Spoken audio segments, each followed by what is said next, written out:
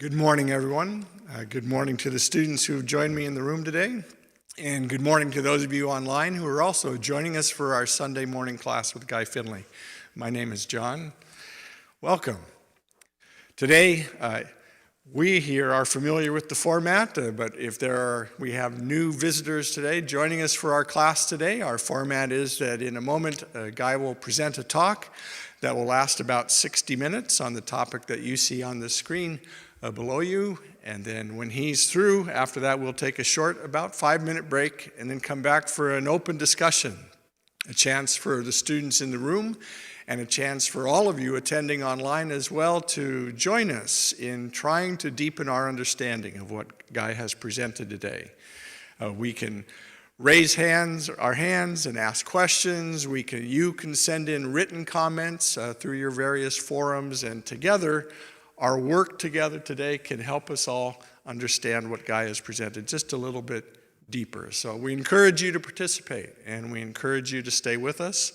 The class will last up until about 11 o'clock, and then we often continue the broadcast and continue the discussion here in the room as well.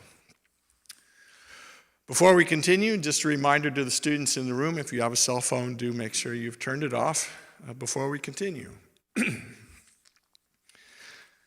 So let me read the topic and the key lesson for today, and we'll get started. Here is the topic. Stop playing a zero-sum game and start winning a real life. And the key lesson.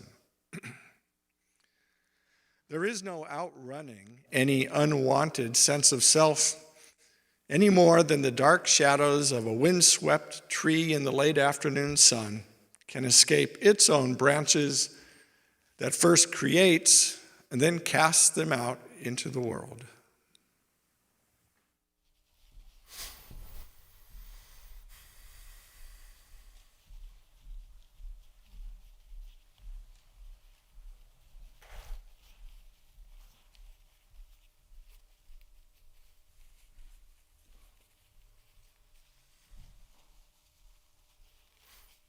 Good morning, everyone. And good morning, afternoon, or evening to whoever may be joining us from whatever part of the world or whatever time of the world you are in there. I'm glad you're here, just as I'm glad to be presenting to you, sharing with you the impressions that I am given.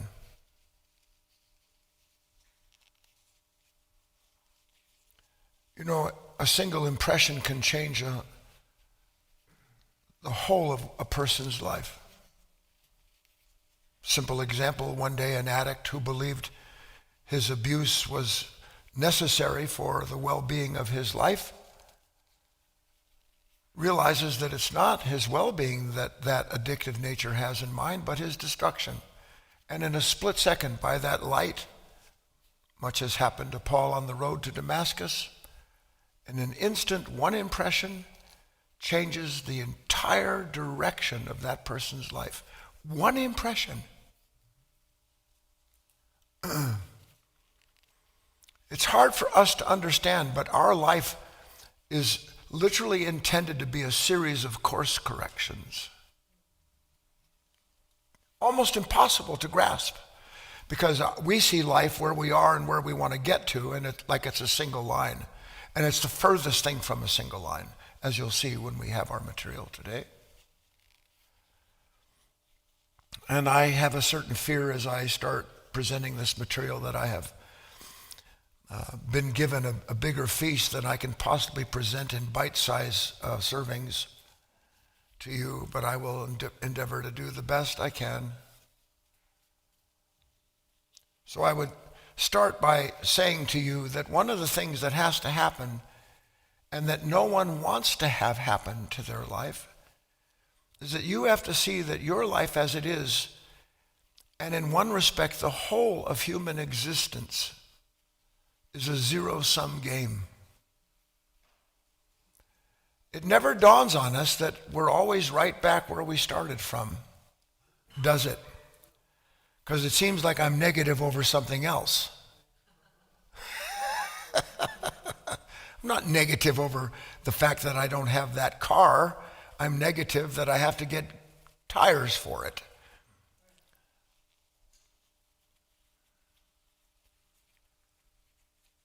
And yet our whole life is spent trying to get ahead.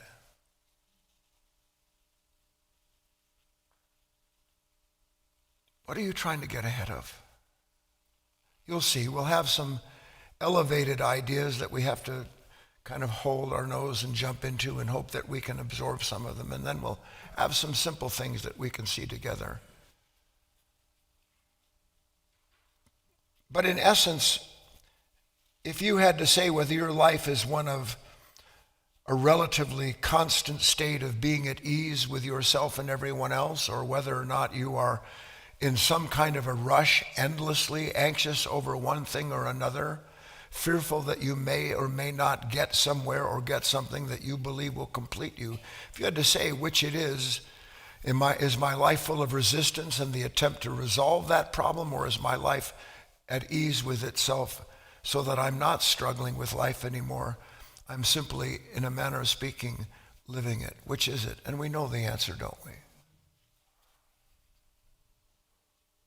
And that's because, and again, what I want to accomplish today is to give you an impression of a big picture, of one that is essentially timeless, which is so difficult for us to grasp because our life is measured in beats, in a constant set of times that seem to pour into each other like music, only there's a constant dissonance between where I am and where I want to be, and what it may take from me. So that what seems to be a stream of notes is really a series of disconnected, harsh states that we never see as being that, because we're too busy looking at the note to come as the answer to the note we don't want to be in. Do you understand that? Do you understand that? There are laws. When you hear the expression zero-sum game, do you think, oh, great? Or do you think, well, what the hell is the purpose of being alive if it's a zero-sum game? But what if understanding that it's a zero-sum game is because you have begun to understand the laws that govern this world? And you understand them because you have been lifted up above the laws of this world into a new understanding that lets you realize the laws of this world are the laws of this world, but I'm only governed, I'm only under their authority as long as I believe that somehow I can use A to escape B when A and B don't exist without each other in this world. Do you understand? Yes. What are these laws? You've heard some of them, you just haven't been able to put it together yet because you can't marry your experience in the moment to the real understanding of why it's like that. For you, you marry the experience of a moment you don't want to the marriage of a time to come when you'll have experiences you do want. So what is this one of these great laws? It's just one we're going to look at. And that is, for every action there is what? Now you know that, right? Every action, equal and opposite reaction. If I push with this hand against that hand, there is this. If I push with this hand against that hand, I'm not actually aware that this hand is pushing back. I'm just aware of me pushing against it. Do you understand that? Do it. Put your hands together and push with your right hand. I'm not aware of my left hand pushing back, but by God, there it is. That's called isometric exercise. Only for human beings, it's called some kind of idiot exercise because I don't understand these opposites that govern everything. It means that there can be no force in any one direction that is not accompanied by a force moving in an opposite direction at the exact same time.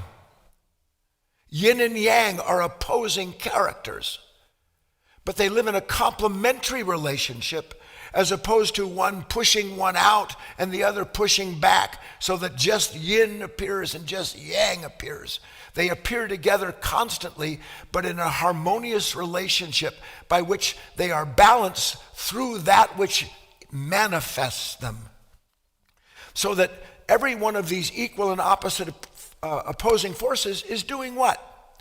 Try to see it. That's karma. Because they exist as an expression of a greater whole that gives rise to them and that never stops seeking an equilibrium between these forces. That's what karma is. The consistent, perfect, harmonious relationship between opposing forces that for us appear to be like in disparate times, but are being acted on by a timeless intelligence that seeks that balance in every moment, regardless what we see in time. Is this okay? So, nothing that I try to push away. How many of you try to push away stuff? Nothing that I try to push away isn't pushing back as I'm doing it. Nothing. Now let's just imagine for a moment you actually understand that. Here I am. I just heard about something I don't like. Happens every day, doesn't it? What's the first thing that happens when I hear about something I don't like? But see, you don't think to yourself you're pushing back. You think your anxiety over that condition is going to lead you to something that will release you from that moment you don't want. But that anxiety is the force that appears when opposing forces meet that don't know they're not separate. So I believe by pushing back on this, what you said, that I'm going to be free when I finally get you to say the things I want you to. Am I free when I finally beat you into submission by denying you what you want or pouting or getting angry? Have I ever changed one human being or one thing about this world that way? So what we have to understand is that we cannot escape any sense of unrest. You might want to write this down. You cannot escape any sense of unrest as long as you don't want it. Look at the conundrum. Every action equal opposite reaction. I don't want this. I push against it. You will never escape the disturbance of the moment you don't want as long as you don't want it. So what in the name of God am I supposed to do? Because all I know to do is to be one side or other. All I know is to be in between these opposing forces, believing that I can take one side or the other and either control or escape the condition that I blame for my pain. You got this picture? So that the moment that we resist, why? Because something in me saying, well, this shouldn't be that way. And when that reaction is there, what does that reaction do? We've studied this. It simply goes into imagination. It imagines a better time, a better place. When it gets there, it will be free of the disturbance it's in over here. But here and there are simply opposing thoughts, opposing words. I don't have time to go into this too deeply, this part of it. Do you know that no thought exists without its opposite?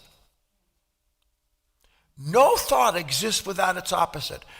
What is the thought of up without the thought of down? The thought simply describes some state, but the state that it describes, whatever it is, happy, is there a happy thought without a sad thought? Is there? Is there a peaceful thought without a chaotic one? No. So when I think of peace, I only know peace by the comparison to chaos. When I think of happy, I only know happy according to my idea, the thought of sad. And these ideas of happy and sad themselves are not happy and sadness. They belong to a conditioned consciousness, come through time, constantly trying to get one and avoid the other, which are the opposites. Please try to bring this down to earth a little bit. So we start imagining, and the more that we do what? Try to imagine a time when we'll be free of that disturbance. Am I not pushing in a direction? Is not the imagination of a time to come and my effort to get there only in thought, because you can't do anything when you're sitting in your car and you're arguing with somebody that's not with you. But I'm pushing, aren't I? And what am I being pushed to do? I'm being pushed by my own experience to resolve the experience that consciousness produced, which is the definition of what? Insanity. Insanity. So the more we're bound by our own unconscious reaction, the more we are bound to the relationship of that consciousness that produced it. So all we know, first part over, all we know is this incessant struggle between what we want and don't want, that we believe belong to two separate kingdoms, do we not? The kingdom of what I don't want is like hell. The kingdom of what I do want is like heaven. Please, yes or no? So I have to do this, because I have to. You forgive me for this. Well, I want you to see something, and the best I can do is bring you into some bigger picture. This is out of Ecclesiastes. I've touched on this briefly before, but now the understanding of it is profoundly deeper. I want you to have the impression. You know the first part of Ecclesiastes. The birds sang it. Who are the birds? You're too old, you're too young to know. To everything turn, turn, turn. There is a season, turn, turn, turn. Then it goes on. A time to this, a time to dance, a time to this, a ba-da-be, a ba-ba-do. Talking about alternating states, opposites. So the first part of Ecclesiastes is saying that there's this world in which we live, and it's just full of these opposites. And then he goes on to say, what profit, and I'm going to put this into English, not the hath and with and worketh. What profit is there for anyone who works in a field in which he labors? Because I work for the time of happiness in that field as an opposite to the time of unhappiness. That's how I work. He says, I've seen the trouble in this, that God has given to the sons of men to be exercised in it. I've seen that there's a time for this and a time for that. But I've also seen that when they struggle to try to keep one time, they're not ever going to be able to keep that time, because that's not how that time is made. The time in the world of creation is made in opposites. So it doesn't matter whether they struggle here or struggle there, they struggle in vanity.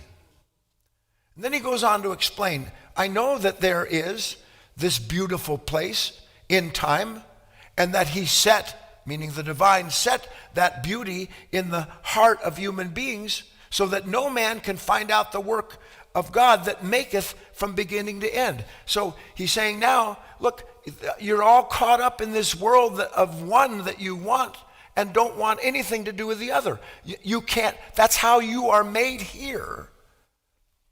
He says, and moreover, I saw in my heart that concerning the estate of the sons of men, which he just said has goodness in it at that level, please.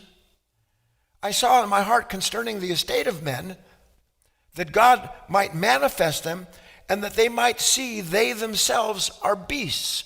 So on one hand, here's this beauty that God put in us, and on the other hand, here's this beast that God has put in us. This isn't anything new if you've studied yourself at all. That they themselves are beasts.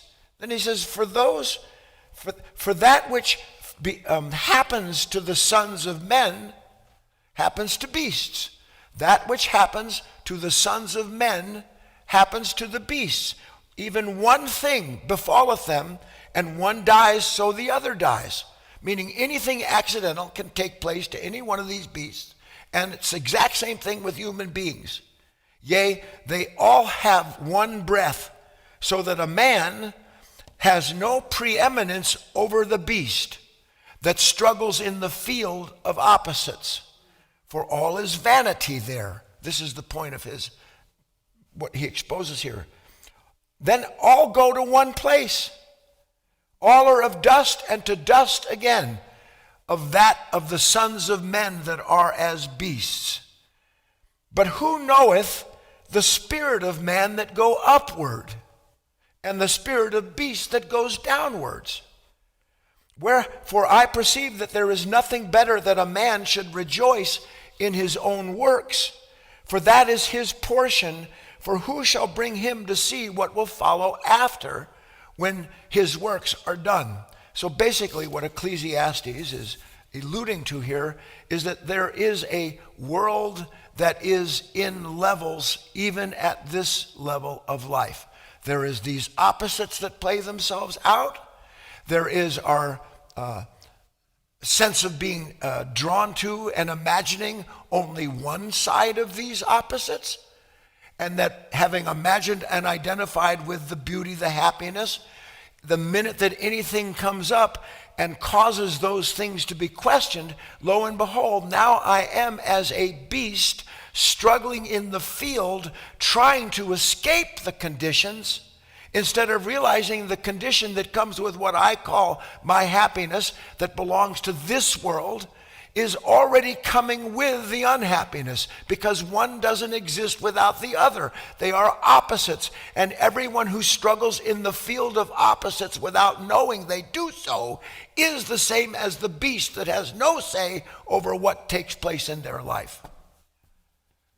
Can you get the gist of that? Now, getting rid of the biblical stuff. Isn't it true that we're always in a struggle?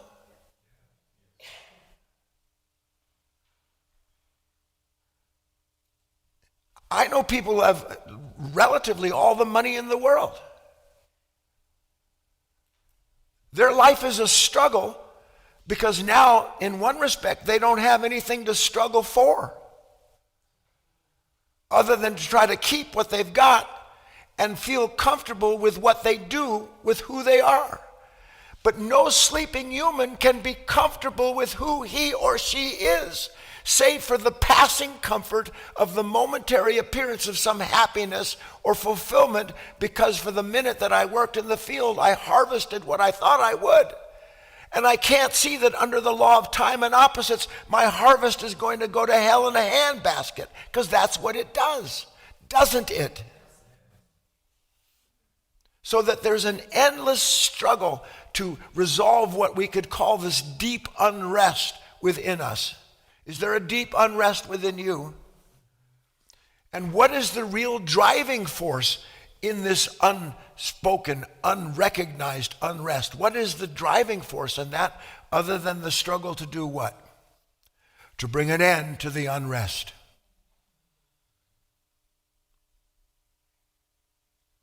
I don't know what to do with my disturbance other than to not want it. Do you know anything other? Well, you've heard the words, you just don't know how to practice it yet. And the disturbance is always something taking place in a mind dominated by the opposites, identified with one opposite or another, so that everything that challenges what I'm identified with causes me to start struggling against that and before this. To be against that and to be for this. Do you understand? But when you're against that because you're for this, you do not know that what you are for is the opposite of what you're against. Isn't what you're for in any given moment the opposite of what you're against? And doesn't it seem to you that if you could get to what you are for, you would get away from what you're against? Don't you think that? How's it going?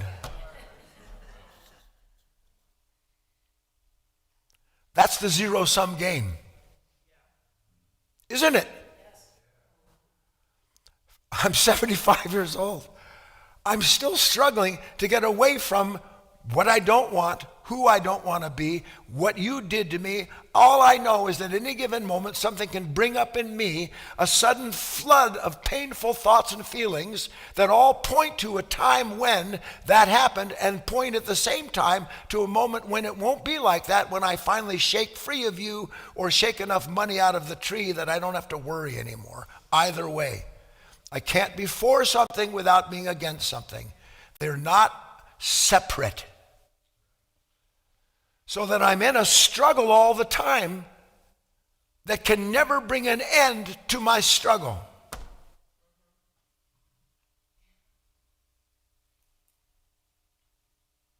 How many times have you sat in your house and struggled to get rid of a fear or an anxiety? Can you count them? How many times have you sat in your car driving along and had a thought about somebody or something, and when you thought about it, it brought up a fear, and then you started thinking what you have to do to resolve that fear, get them back in your camp, or whatever it might be. Has it done any of that good for you? Or are you like a nitroglycerin in a bumpy truck?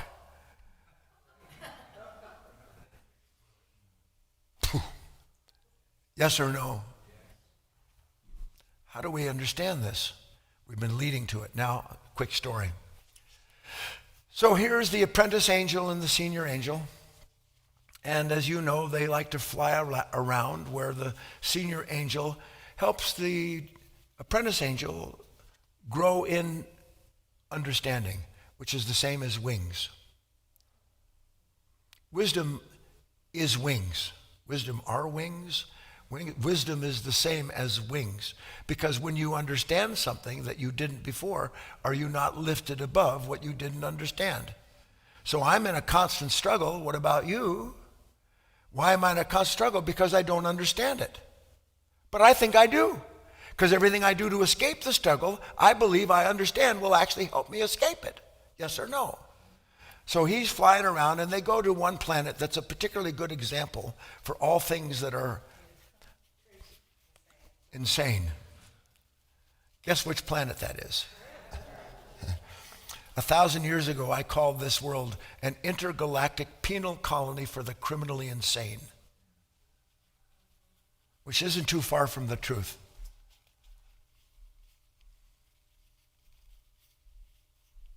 But you can be reclaimed, which is the purpose of the work. So there they are, they're sitting and they're looking down. And the apprentice angel says, we keep coming here. I still don't understand. Not only is there such sorrow on this planet, but there's so much anger. He said, I've never seen so much anger. Have you ever seen so much anger? People fighting with each other. And they all say they want the same thing. They all say they want love and peace and goodness and a better climate. And yet everything they're doing is creating exactly the opposite of that. What's going on? Please, can I have more insight into this? Would you like more insight into this? The senior angel asked the apprentice angels. He said, it's actually far more sad than it appears. He said, because human beings were given free will, and in that free will, the right. They were created to live in between two kingdoms, that they might serve the creator of those kingdoms. This is what they were given, the right to live in between two kingdoms, and by living in between them to serve, as you know, to serve earth with heaven, and let heaven be done on earth. They were given that. They were placed in between these kingdoms, two completely different levels of existence, and yet there is one thing that exists between them that can bring one into the other and complete the other through that relationship. And that's what they were given. Even the angels, you and I, we didn't have any choice in this. But they have the right to choose. And the apprentice angel says, I kind of get that, and I know there was a big war a long time ago, but what happened to these human beings to cause this tragedy?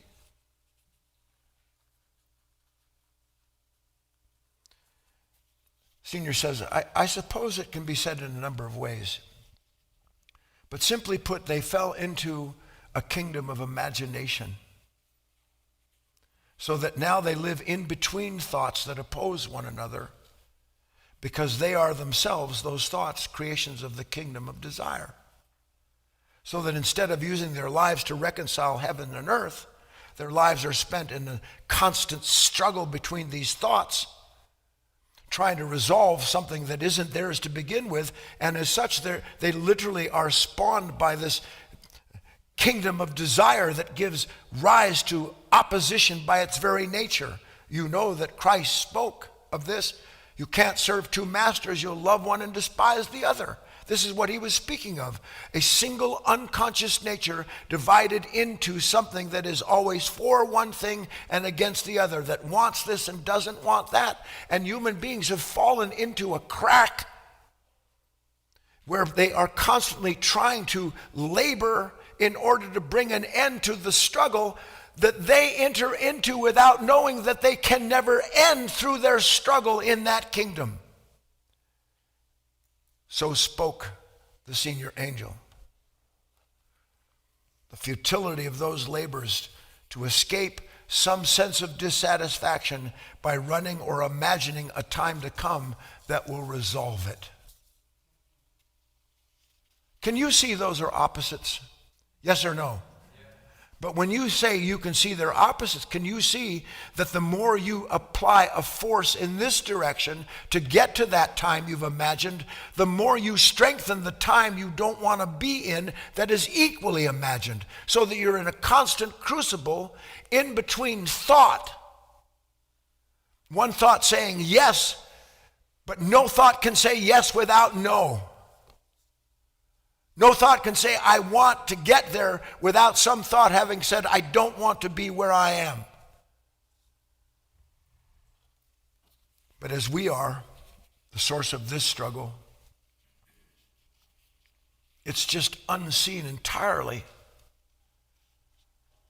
that we live in a level of consciousness that only knows how to imagine what it wants as the solution to what it doesn't want, and cannot see that want and not want are the master that they serve.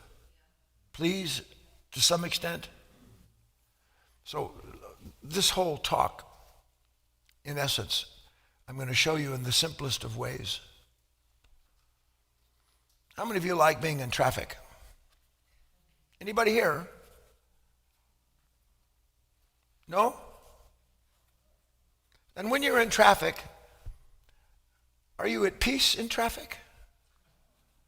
Why aren't you? I'm in traffic. Is there anything you can do about traffic? Careful. Well, yeah, there's something I can do. I can get ahead of the guy in front of me. And as many times as you may say no, my sense is that here I am. I'm between the car behind me and the car in front of me. I'm in between two cars. Yes? So what is my solution to the dissatisfaction of being between two cars? What's my solution? Get ahead of the car in front of me. Now, when I get ahead of the car in front of me, after risking life and limb, potentially, and certainly the anger of the person that I got in front of, where am I? I'm still in between. And let's just say, for the sake of argument, that I don't just get ahead of the guy in front of me. I get ahead of everybody. I run the orange light. And I've got a free lane for about a quarter mile. And then what happens to me? I run into someone that's ahead of me again.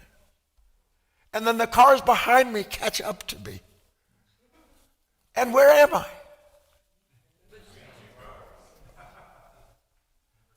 Zero-sum game, which means every bit of energy, anxiety, anger, frustration, disappointment, discouragement, every last one of those negative states that came with a thought I didn't see that said, you need to get away from what is in front of you and get an advantage and get ahead of it. Because when you get ahead of it, you'll at last be free of not wanting to be where you were back there in between what you didn't want to be in between.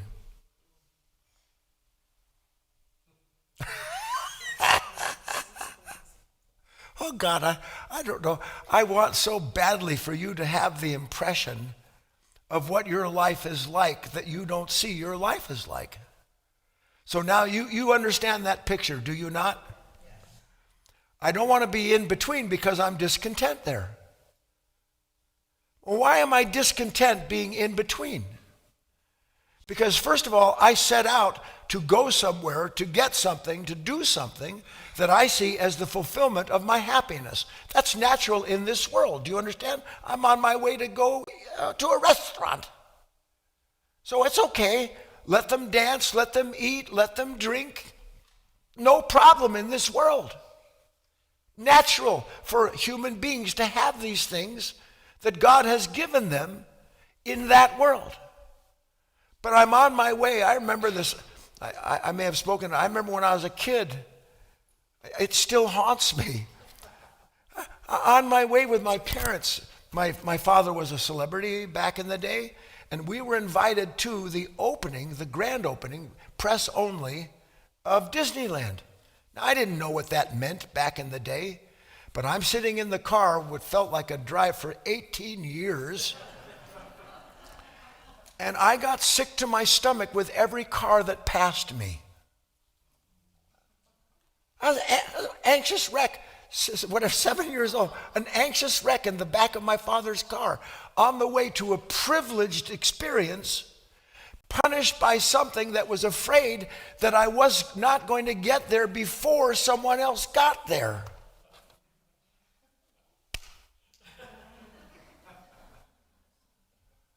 Now, do you think that went away?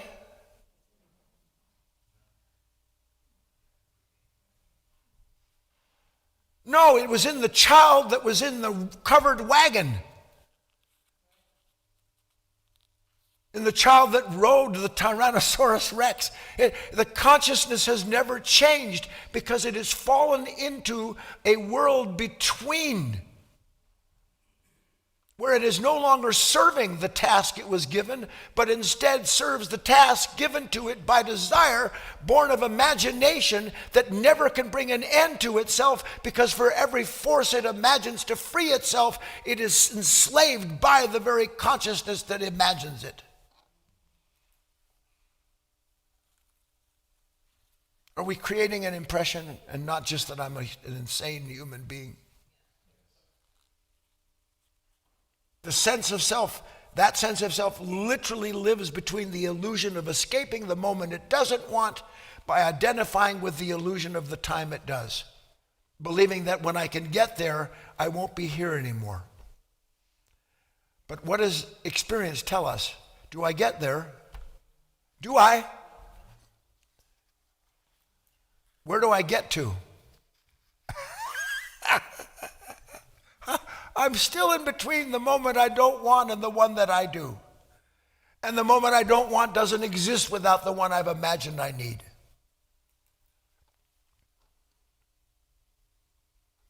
It's a useless crucifixion. It's the upside down cross. Literally the upside down cross, where instead of horizontal being fed by what is in time, instead what is trapped in time feeds the horizontal line.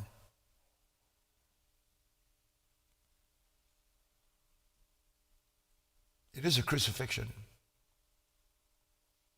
But you can't escape the world of humans and beasts. You can't escape that level. But within you exists another level, which was the whole purpose of all that was spoken of in Ecclesiastes. Nobody knows what goes up. And nobody, for that matter, actually knows what goes down. And yet it is all put together in a way in which a human being can begin to see and suspect that as long as I live, well, I'll ask you a question. If I'm in my car, if I'm between, maybe you don't know how to do this. So we got the example of between cars, right? So how about between events?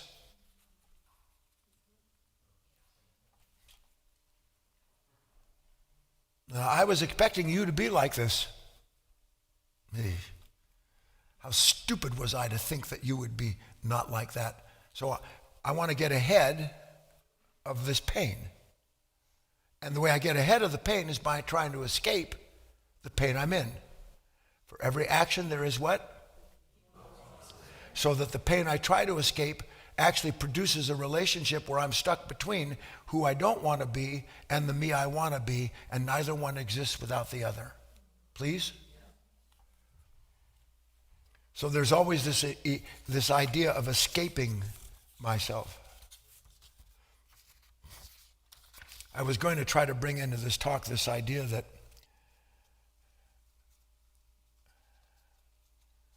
well, do you think, I'll put it to you this way, do you think the world would be the way it was if you and I weren't always trying to gain an advantage over the person in front of us? And I don't care who you are, there's always somebody in front of you. That's the nature of this world.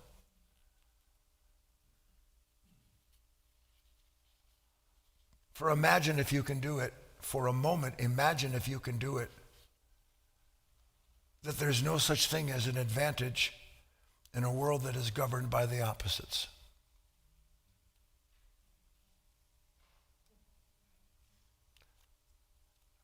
You have to see it and feel it. If the world that we live in, the laws of this world, in time, that govern all of creation, that give rise to something, and by the fact that it is risen, it will fall. By the fact that it has this life, it will have to give up that life. You cannot keep it. That's why it's a zero-sum game. You can't keep your life. And yet I'll spend 50, 60, 70, 80, I don't want to say 90, but it might happen. I'll spend my existence trying to get to a place where I'm not troubled by my existence. When you're young, I want to have things so that people will love me and approve of me. Then when I get those things, later I want to protect those things so that people can't take them from me. And then I start to realize none of these things matter because I can barely walk. And then I start to see that what I really want to do is get away from this pain. So I imagine a time that I won't have this pain, and lo and behold, religion is invented where you're going to get to some place where it's going to be all honey and pizza. You make your heaven, I'll make mine. Always in between worlds.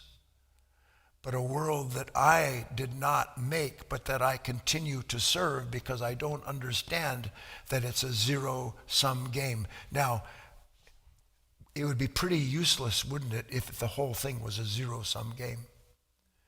But it is a zero-sum game at this level of human existence. It is a zero-sum game. I can't keep this body. I don't particularly want it anymore. When you're young, you want to keep it, baby. And there are still some of us who recognize I'm disintegrating, and I'm going to become not a carbon-based creature, I'm going to become a silicone-based creature.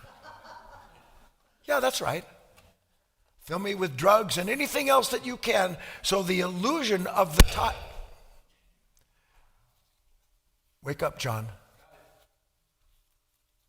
So that the illusion of a time to come, like John had, that we were past all this crackling, so that the illusion of that time to come is what supports me, sustains me. But what am I sustained by? I'm sustained by a time and a thought that doesn't exist without the time and the thought of what I don't want anymore. They don't exist without each other. Deep breath. John. So here I am, and I've imagined a time when my microphone won't be a Rice Krispie.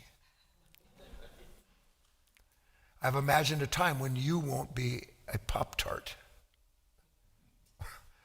That's something you love that explodes and that kills you as you consume it, I might add. If there's no freedom in a time to come, where is freedom? That's what I had asked when we left off. So let me show you something, please. Wide awake. I don't know about you, but the last several days here in Michigan, in Oregon have been splendid, have they not? Everything that was washed by the rain and fed by it was cleaned by this air and everything. You look out and life is kind of shouting, look at me, dance with me, celebrate with me, all of this beauty, yes or no? Now, when I'm seeing something, as I do by the grace of God, out my window, and there's Frankie and the girls and the trees and everything is the grass, it's almost like being in Scotland, in Ireland. In that moment, is there any sense of being somewhere in between the beauty that is observed and the one observing it? So there's no in between there, is there? There is just, simply put, beauty and the awareness of it, which can never be separate from one another. Without awareness, there can't be beauty. Without beauty, what is there to be aware of? They are a singularity. So there's no in between the observer and the observed when we see that which is beautiful. In other words, there is the experience of something, and I use the word properly, holy. It's clearly something above and beyond what...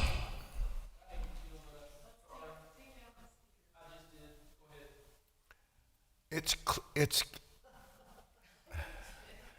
I'd be afraid to speak.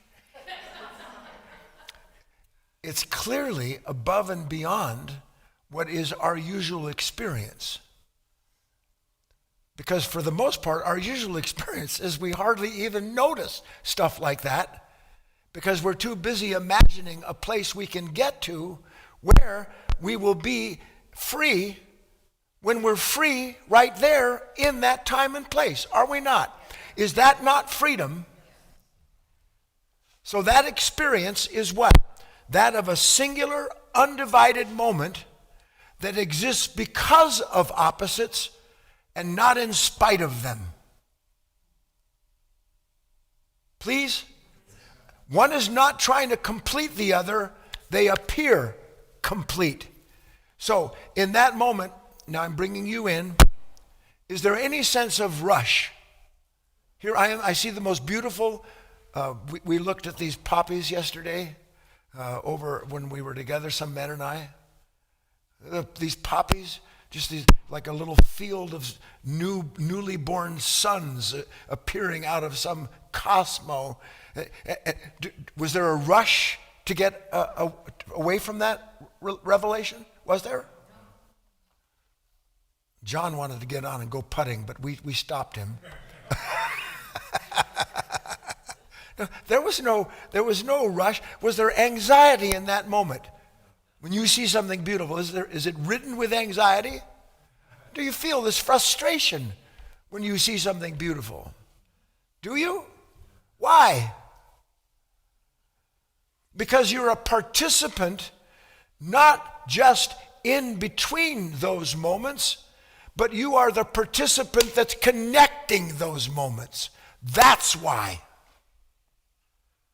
So on one hand, I live in a world that is necessarily a zero-sum game because I can never gain anything that won't be lost. End of story. I can never try to go forward without imposing on myself something that will move me backward. But nothing really moves forward and nothing really moves backward in the true sense of things. That's what the useless struggle is the illusion. It is a useless struggle in the field of opposites. But there is that which lives above the world of opposites and that can see the vanity, the pain, the frustration, the fear in those opposites and in the revelation of those being useless in terms of bringing an end to my struggle. Lo and behold, I can lay the struggle down and by laying it down, enter into my relationship as I'm intended to be between these worlds, serving the one that has created me so that I can serve the creation that I live in. Thy will be done on earth as it is in heaven. That indicates there's a place between them, doesn't it?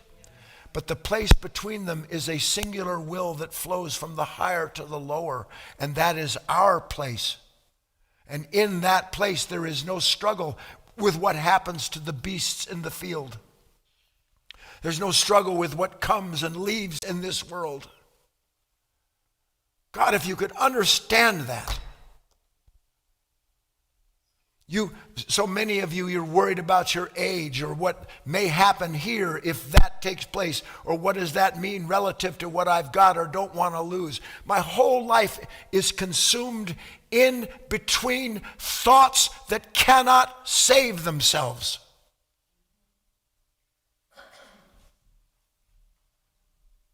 Endless. And it isn't that those thoughts come to an end, because in this world they are part of this world. It is your relationship and dependency upon the identity they deliver that comes to an end, because now you understand they are under laws. You were under the laws they were as long as you identified with them.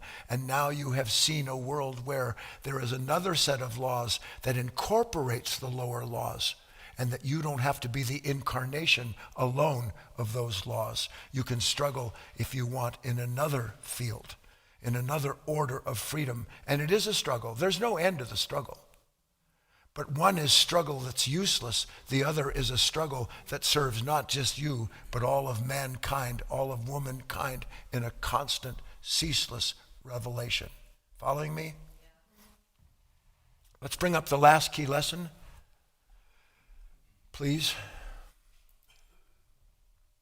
Your true self is not in between this or that thought, let alone the moment that they define and confine accordingly. What is divine is creator, creation, and the fulfillment of time itself. This is where we're meant to live, in this awareness of the opposites, not unaware of them and serving one side or the other endlessly. Please? And for those of you that are so minded, all of this is summarized. Christ said, I am the Alpha and the Omega, the beginning and the end of all things at once. I am the Alpha and the Omega, the beginning and the end of all things. And I'm adding the words at once. But you can see this, yes? I am in the Father, you are in me. Look nowhere else to find the peace. Look nowhere else to bring an end to your unrest. Because you are created in a very particular way for a particular purpose, in which all of these forces move through and bring about through you, if you're willing to do so, the very end of the wish I could escape myself into the understanding I must be myself if I want to be free. Take a break, come back and have our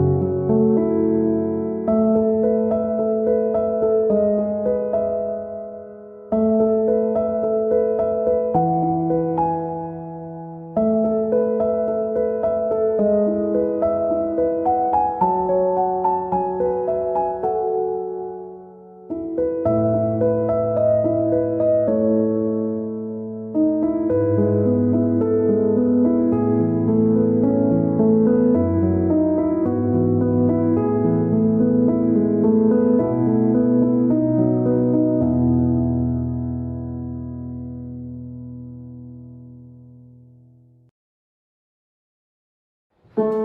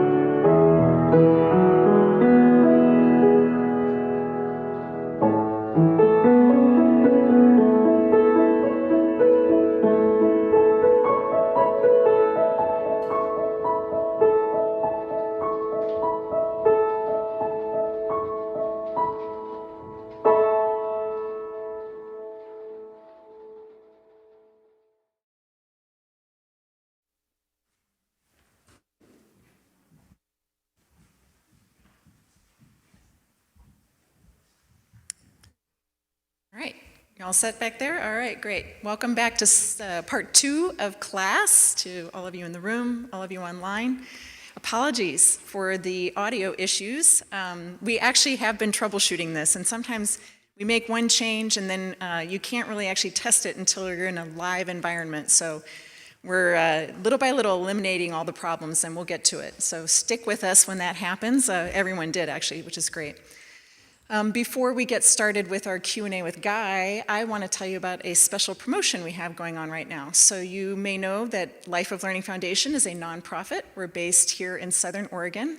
We have a beautiful facility here, and we do our best to take the ideas that Guy presents to us and get them out as far as possible into the world. And a lot of that is made possible by you guys with your donations. So we appreciate those of you who've been donors through the years, and we always like to, and when we can, give a little something back if it's possible. And right now, if you make a donation of $10 or more, we're going to send to you this beautiful CD album, which is called Secrets of Spiritual Success. We had a lot of these left over in our shipping department, and so we thought, why not share these with you guys? This is such a great album. It actually was from one of our Talks in the Pines workshops. Oh gosh, 14 years ago. It was from 2010. And I listened again to the first talk from this album and was reminded of it. I was there at this particular one. In fact, the very first talk in here, I want to tell you the title of it, is, hang on, I should have had it ready. 3 words that lead to self-liberation. Does anyone here remember what those 3 words were? If you're in real estate, you would really know it. Location, location, location, right, Leah? I totally remember that talk. It was so good.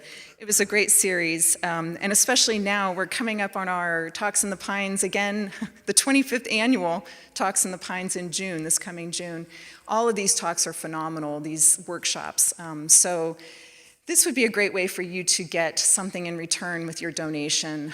You can get the CD album. Even if you don't have a CD player, you can donate it to someone who does. And we're also including with the donation the MP3 version of the album, so you can get access to that right away and start, download those talks and listen to it.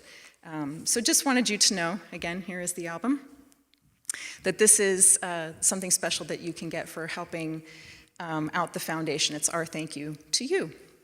And to get that, you can go to guyfinley.org/special guyfinley.org/special, and that will take you to a page where you can read a little bit more about the album and make your donation right there on that page. So if you have any questions, just let us know. Wanted to make sure you knew about that special promo that's going on for the next couple weeks. And now I'm going to hand it over to John. Thank you, Kate. Here I am. Welcome back, everyone. Let me add just a couple of other reminders and one new announcement for you before we move to our discussion with Guy. The first new announcement is that we have now been able to set up a way in which you can receive a text reminder about Guy's classes, that you could receive a text reminder 15 minutes before the scheduled start of the class. So for example, on Sundays, which start at 9:30, you would receive a text reminder at 9:15, and then Guy's Wednesday evening class at 6 p.m., you'd receive a text message at 5:45 p.m. So if you're interested in that, and we've been testing that out for a couple of weeks, and it's been very helpful, you can go to guyfinley.org/reminder. And if you go to guyfinley.org/reminder, there's a little sign-up page where you can enter your phone number and receive those text reminders about our scheduled classes with Guy. The second thing, a reminder, our upcoming Deep Dive Wednesday with Guy is this coming Wednesday, the 15th. Again, these classes have been so popular that we are doing them now twice a month. And so the next one is coming up in just a couple of days. And Deep Dive Wednesday is an opportunity where we as students get to provide the topic to Guy and ask him to help us better understand whatever that material may be, something that he has said in a talk or something written in his book or on a CD, or something that you have learned or have struggled to understand from one of the masters. But again, it's our opportunity to ask Guy to help us better understand something on a Deep Dive Wednesday. So it's not too late to send in your submissions for that. You can go to guyfinley.org/contact, and that's where we've been compiling these, and definitely look forward to our class on Wednesday and each time that we have the opportunity to do this with Guy. So hope you send something in for us all to learn from. All right, that's it for the reminders. Let's return to the classroom and let's see if Guy is ready to begin the discussion or if he has anything else to say. My wife, Patricia, wants to come up and ask a question. But how does she do that? Come over here, I guess.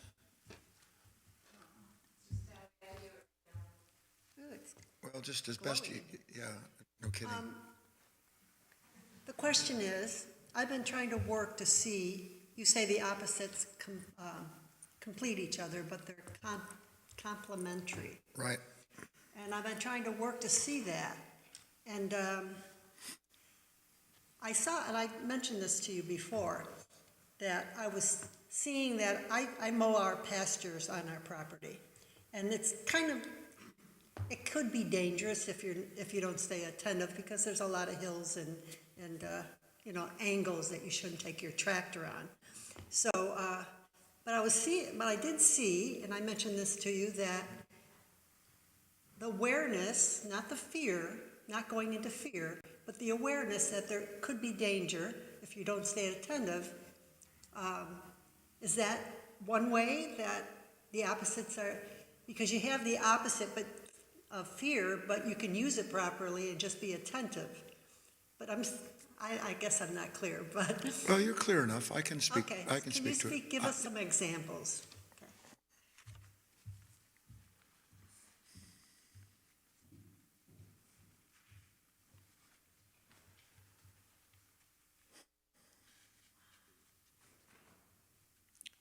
Well, I don't know how well you'll be able to see this, and I will let it percolate from this point forward into an entire talk.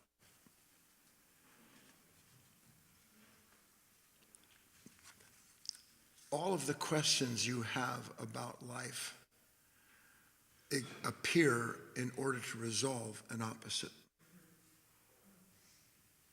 Every question is to try to resolve that disturbance that exists between these thoughts. So for us, it seems that I look at a situation and it's fearful. It's fearful because I'm identified with something in me that sees and remembers this is dangerous, and I don't want to fall into that hole. That's natural at the level of beasts. Nobody wants to fall into a hole.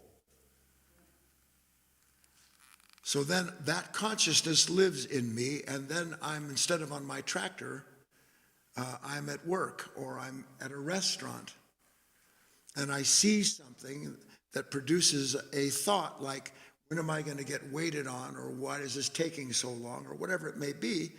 And then my mind begins to come up with choices that I can take in order to resolve the disturbance. But when you're aware of this condition, there's no choice involved. The intelligence makes the choice for you. The intelligence, the awareness shows you that there is a natural fear there, but it isn't a fear that belongs to me that's terrified of this moment. It just belongs to an instinctive nature that is ensuring it won't fall into a hole through its awareness of the hole. So at one level, that's nature. At another level, a person can begin to understand, well, I wonder if I can spend my whole life driving my tractor through the fields of life and recognize I don't have to be afraid of the hole. If I'm aware of it, I know what to do without choosing, without having to be a chooser. The work often talks about the possibility of a choiceless life. I'm describing to you the nature of a choiceless life, and that is when you see the futility, the zero-sum game of all your choices. Not that you don't choose between a 5% or a 3% CD. Do you understand? That's at the level of dancing. But if my identity depends upon that choice, then it doesn't matter what I choose, because my identity is going to be vacillating between interest rates. Sorry. Right? My identity is determined by the insanity of a world that keeps choosing what's valuable, and then I have no choice seemingly but to go along with it. You do have another choice. I hope that helps a little bit. That's it. Over to you. Over to me. All right, Guy, and I'll invite our online students. If you want to share something or ask Guy a question, please, you can send in a written question. And those of you on GoToWebinar, you can click the hand icon and join the queue and talk directly to Guy. I do have a written question that just was forwarded to me, so I guess we'll start with that, Guy. It comes from Isabella, and she says, "This talk has been so good in illuminating the meaning for me of the useless struggle. I have never taken in its deeper meaning and relevance to life.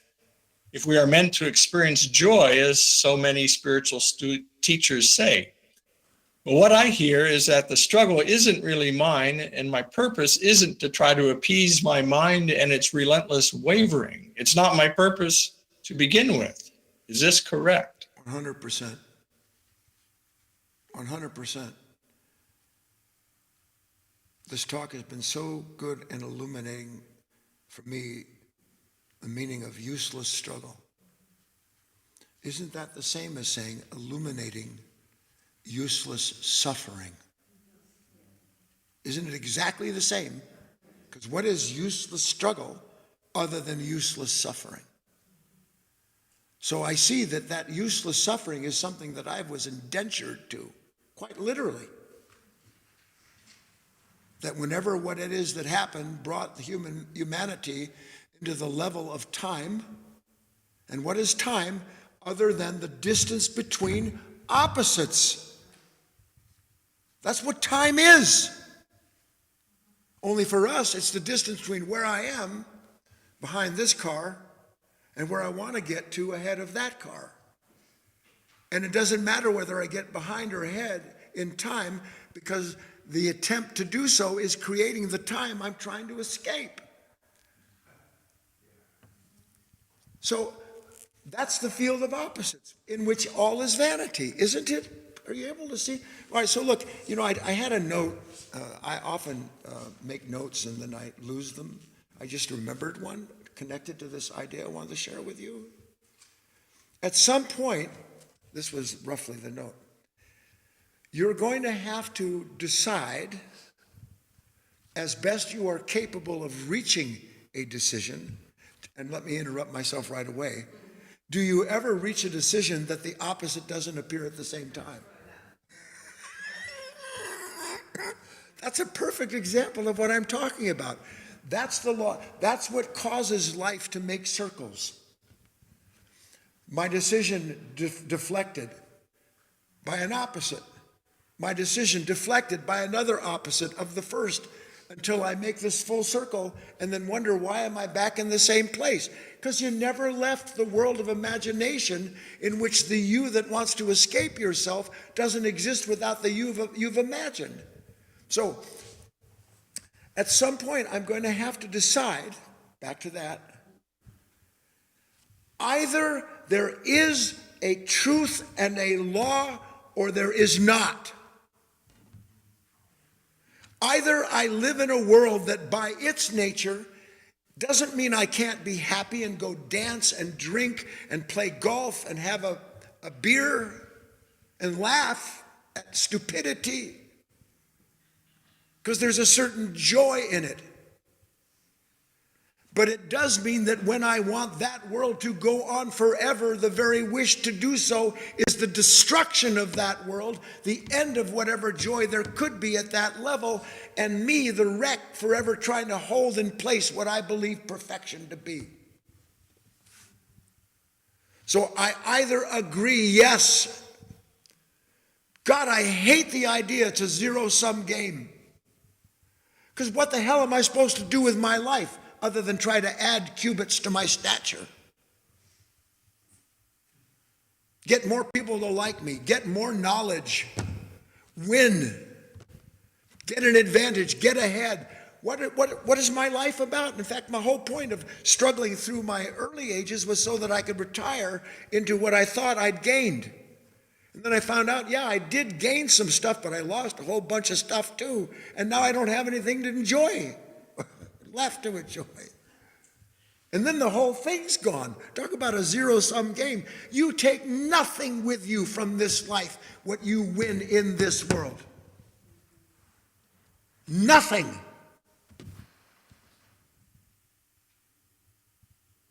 And yet, we know that while it is vanity to struggle in the field of opposites, we know that that field belongs in a kingdom that is governed by another kingdom. We wouldn't be able to describe the vanity if we weren't able to see the field of opposites that produces the illusion of a self-achieving, getting ahead. So now, I'm going to live by the law or I'm not. See, there's no temptation until you understand law. There's no temptation until you actually understand law. You are innocent in a manner of speaking. A beast, but innocent. And then one day you get a glimpse. I'm kind of anxious because I want to get over there. So I have to rush through this. I have to rush to this so I can rest there. I'm kind of afraid. I heard some news. I got to deal with this fear right now. Because if I don't deal with it, the consequence is going to be what? What I've imagined as an opposite to my circumstance. That's how I see everything. And one day I get it. Zero-sum game. Anxiety, fear, hatred, rushing, worry, doubt, nervousness, all of it. Ambition, zero-sum game. Because I can win a kingdom in this world, but this world will take the kingdom away. That's part of the world. It's the law of it. Then everything Christ spoke about, Buddha, everything that's ever spoken about, instead of an idea, becomes a living matrix for you because you're in it. And you start to feel that anxiety and you realize, you know what? Zero-sum game. Zero-sum game. But I feel it.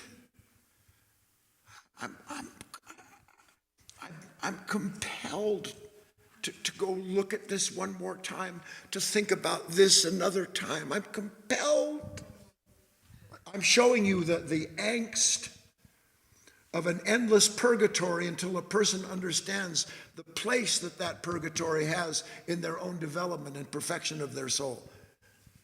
Then you do what? So instead of being crucified by useless suffering, you agree to voluntarily suffer what you know is the law. And when you voluntarily suffer the law, that nature that's compelled to do and choose and run and act, it is, in fact, going through a crucifixion that you have agreed to go through. Can you put all that together? Okay, John. Oh, okay, Guy, our queue is wide open. So again, I encourage our GoToWebinar attendees, if you want to talk to Guy, talk directly to him. Come on up, Babs. And he waved somebody up. All right, Guy, we'll go next to the Barbie. Hi, I'm Barbie, aka Babs. What you were just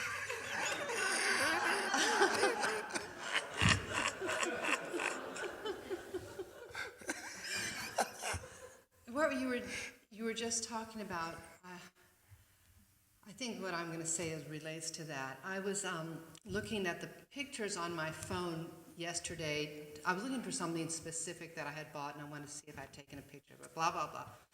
I came upon a video that I had taken a year ago of my granddaughter, and she was in a choir concert.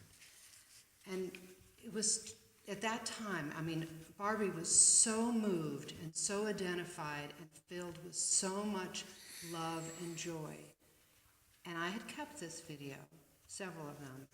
But when I watched it, there was a feeling of sadness. That joy, the opposite had just arrived, because there was so much identification with that time. Yes. And now that's gone. And I mean, I could just see both of those things, and I just kept wanting to watch the video over and over again so that I would feel myself. But I kept feeling the sadness of something that had originally made me joyful. And I guess the thing was that I could see myself trapped between this. I don't know if there's anything else to say. No, that's a good intuition based on a real experience, Babs. I'll talk about it briefly, but not while you're standing here. AKA Babs, go sit down.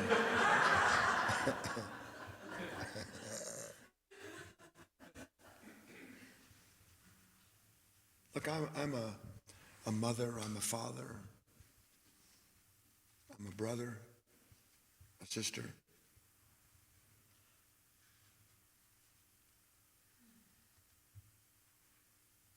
And in one respect, innocently,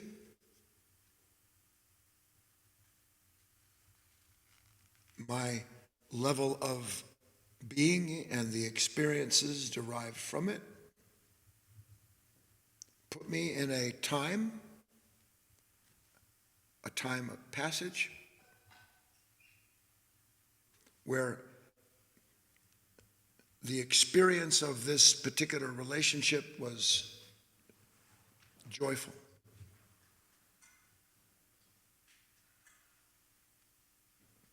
A mother has joy in her daughter. Be a fool to think that she doesn't, as would a father.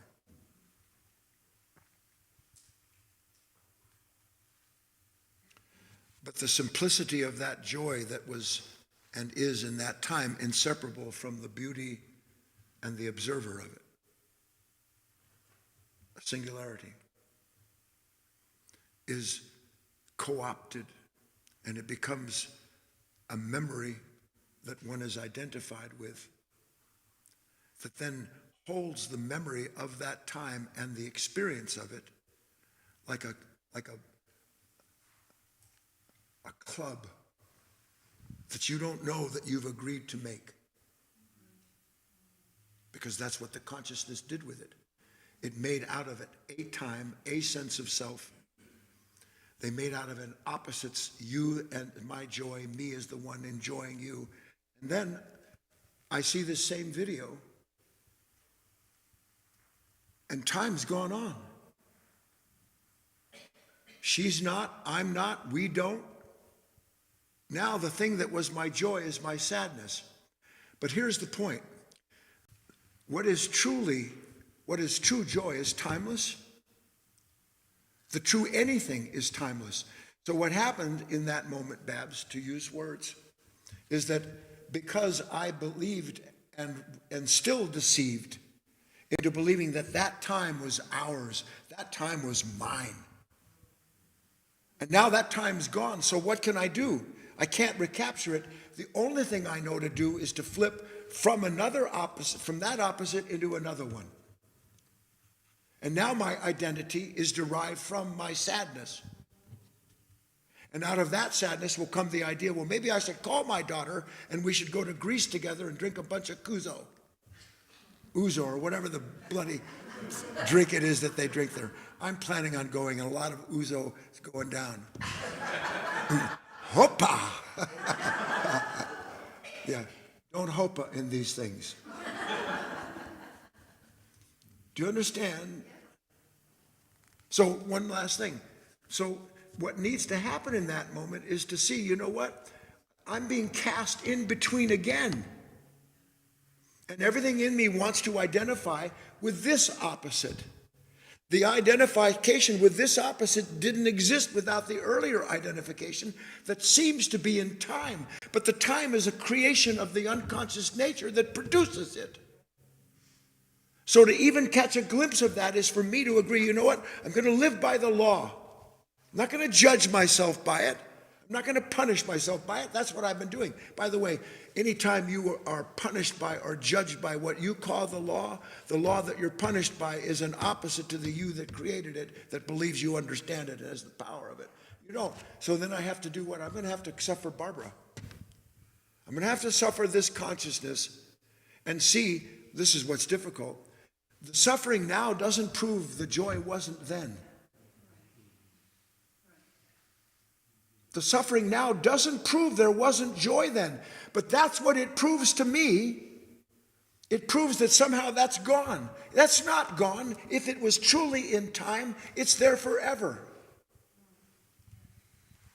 But now instead of that being there forever and me seeing rather impersonally, if you will, now what's forever is this sorrow, because every time I think of her or look at this video, I'm going to go through the same thing. So what do I do with all of those memories? I put them in the trash bin. I try to.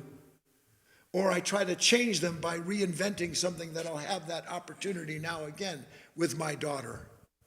You can't recreate life. You can't. Patricia. So how was Barbara's example, how was complementary? The sorrow of today doesn't exist without identifying with the joy of yesterday. So how do they complement each other? No, I understand what you're asking. They complement each other when you see they are not opposites. Then they serve a completely different purpose. It's not joy opposed to sorrow. It's the revelation that joy and sorrow don't exist without each other, and that gives me a view above those opposites. So they're complementary in the completion of my soul. Okay, I was wrong with the word. Okay, all right. John, I see a question. You can read it, please. Okay, I'll read this question from Frida, and then we have Jill in the queue. Here is the question from Frida.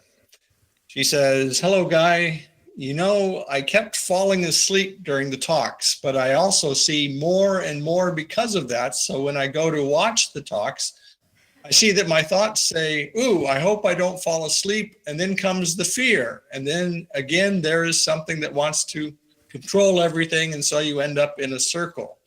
I think it also has to do with where is your attention, and that drags you down. Is this also the same of what I want and don't want?" Well, you've got a couple things kind of mixed up in there. So let's take one at a time.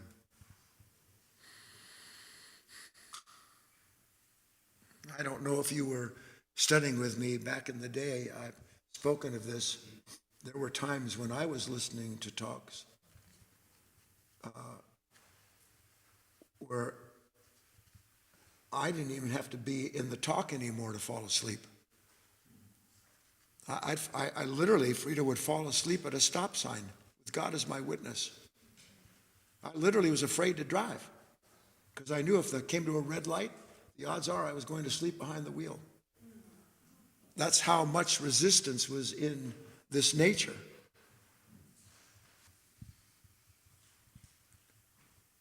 But it passes. You can't put new wine into old skins, Frida. So when suddenly we receive all of this new understanding and some of it starts to resonate and we realize, holy God, maybe it is a zero-sum game, you know? And because all the, here, look, these are the opposites. Oh my God, it's a zero-sum game. Now you can't see in the moment the whole reason you're saying, oh my God, it's a zero-sum game is because another thought's saying, well, what am I going to do? I'm not aware of the other thought going, oh my God, what am I going to do? All I'm aware of, oh no. So I'm not aware of something saying, oh yeah, now what? You mean my plan to drink ouzo in Greece and live on an island in a hammock and never have to look at students again? You mean that's an opposite?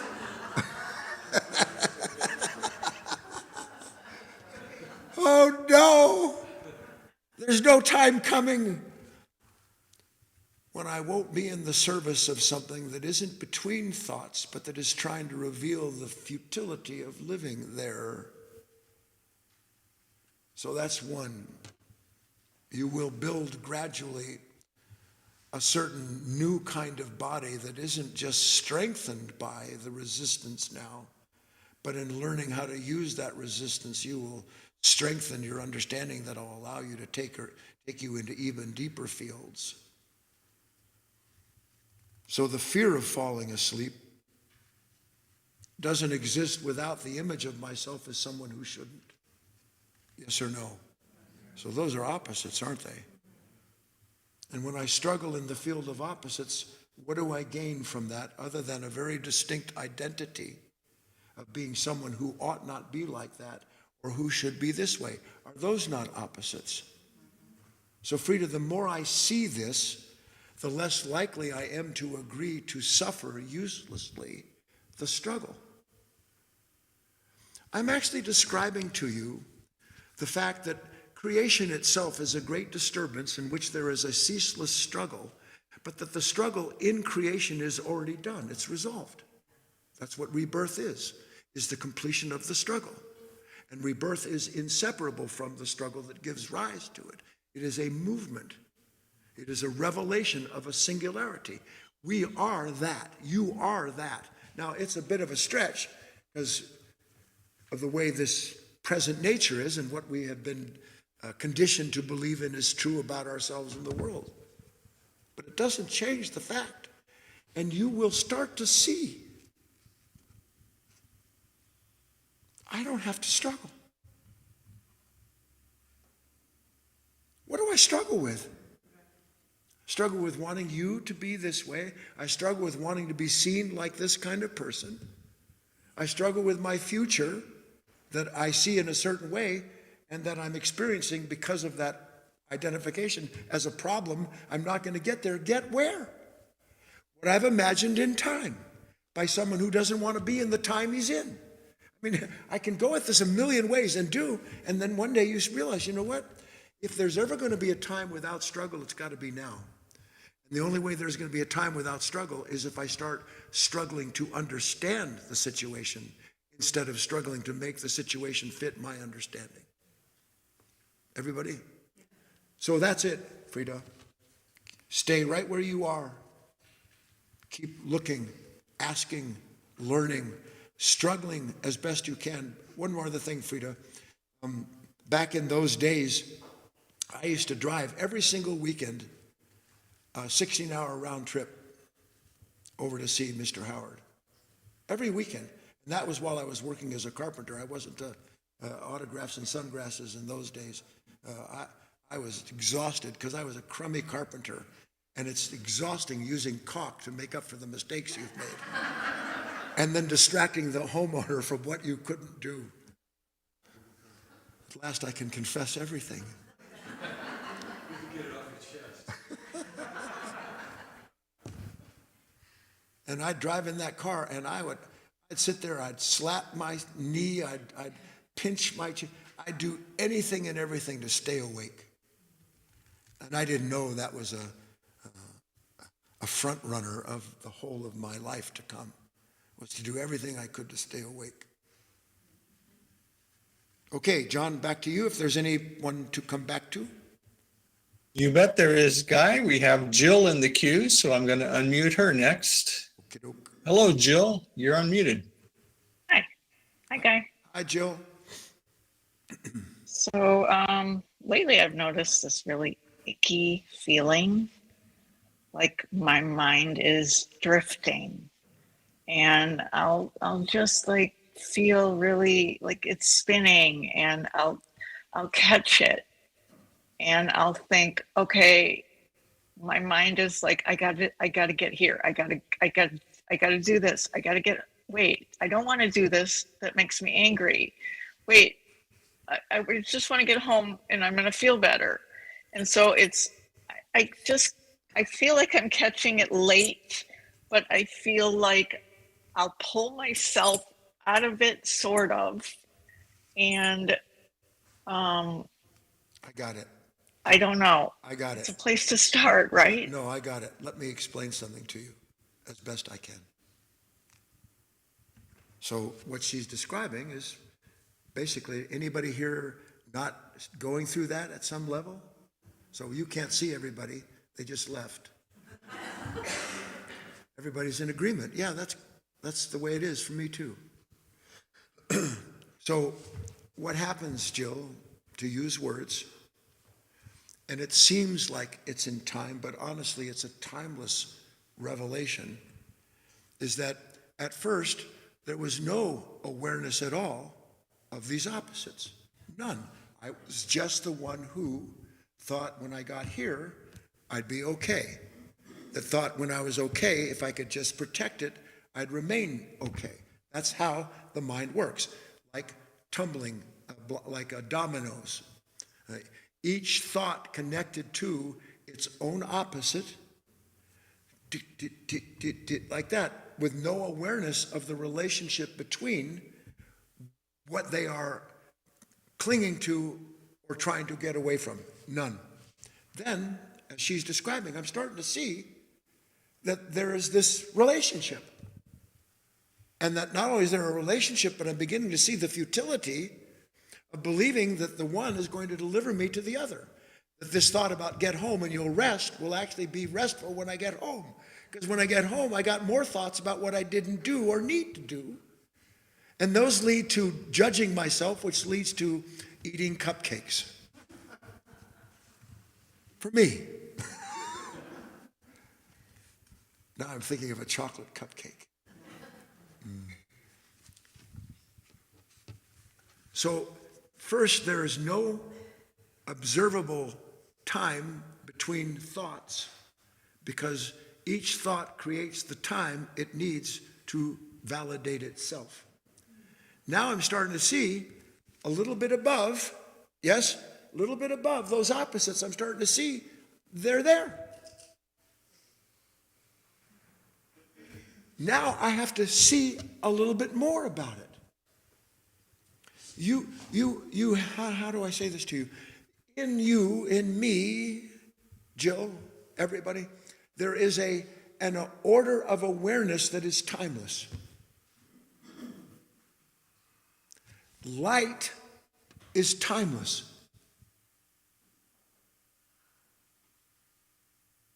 Timeless. I was talking to Patricia last night.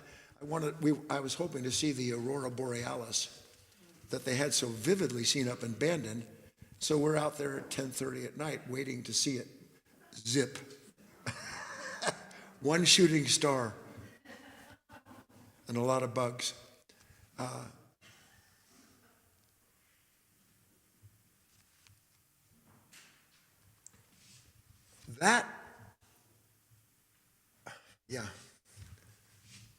Is there a distance between anything that I'm aware of? Now, in this world, in my mind, my physical eyes see that clock. There's a distance between myself and that clock. But in another world, the awareness of that clock is in this consciousness, and it doesn't matter how far away that clock is. If it's in my awareness, they're inseparable. One doesn't exist without the other. Now move that clock to the end of the universe.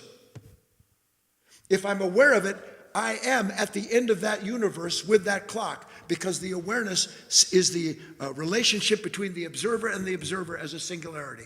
Please? So that means there's no time at that level, because there's no distance to travel. So as a person awakens, time is being not just canceled because it exists in this world, but it's being revealed as something that belongs to this world that I have to deal with, but that I don't have to deal with the illusion of a me that's apart from the time I hope for. Can you get that? That's big. Because what's happening is I'm starting to see time. Because I'm starting to see the creators of time, which is this unconscious mind that lives in opposites and the thoughts that it created. I hope you can follow that. It's pretty clear. I'll do better. On we go. Well, Guy, we have no further hands in the queue, and I don't have any other written questions. So Well, here I'll comes turn it trouble. over to you in the room. We got some trouble. It's Ellen, Dr. AKA Fuddy.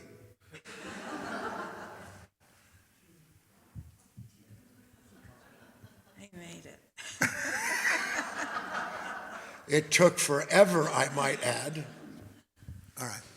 Okay, so this talk reminded me of the talk you gave a couple of weeks ago, in which you talked about the movie Shadowlands, Yes, which is the true story of the writer C.S. Lewis, yes. and how later in life he met this woman. He fell very much in love with her. But shortly after they fell in love, she was diagnosed with a deadly cancer. And so she was dying. And there's this scene where they're out on a picnic, and he's so happy, but he says, I'm in pain because I know that I'm going to lose you. You're going to die, and what am I going to do when that happens? And she was a very wise woman. She said, the pain then is part of the happiness now. That's the deal. That's the deal. And, well, that's it. That's what you were just talking about, Yes. seeing this completion of time. It's all there. We identify with one side or the other at this level, but we can be above it. We can see that they don't appear individually and independently as our imagination now requires them to do, so that my identity can be a derivative of that. We see that. It doesn't take away from the joy, and it certainly doesn't take away from the sorrow, but it mitigates them. It creates another kind of relationship to them where you understand the necessity of these things. Right.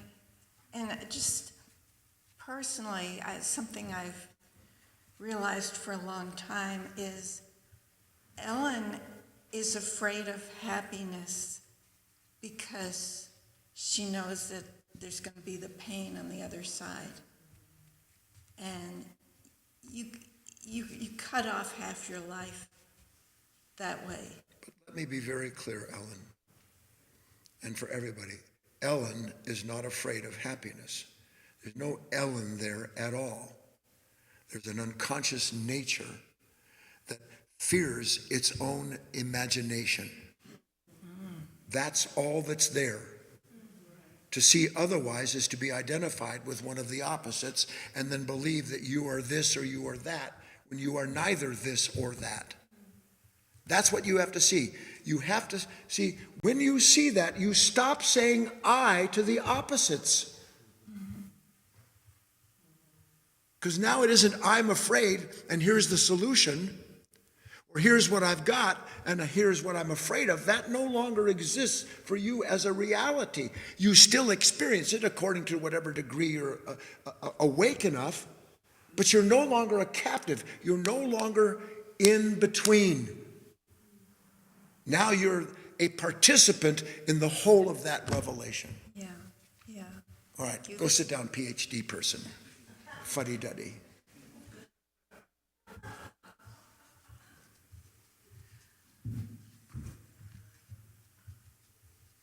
Don't you get the sense, is there anything else, John? Because I'll wrap it up if there isn't. No, Guy, I have no hands in the queue and no written questions.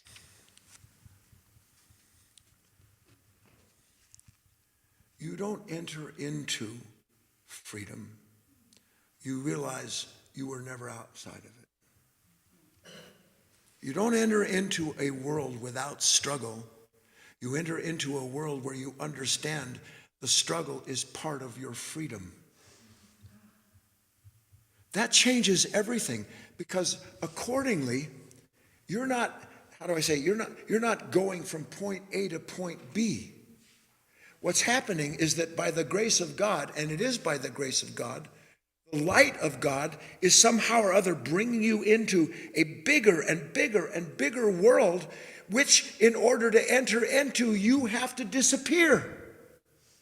You can't be a point in that world anymore.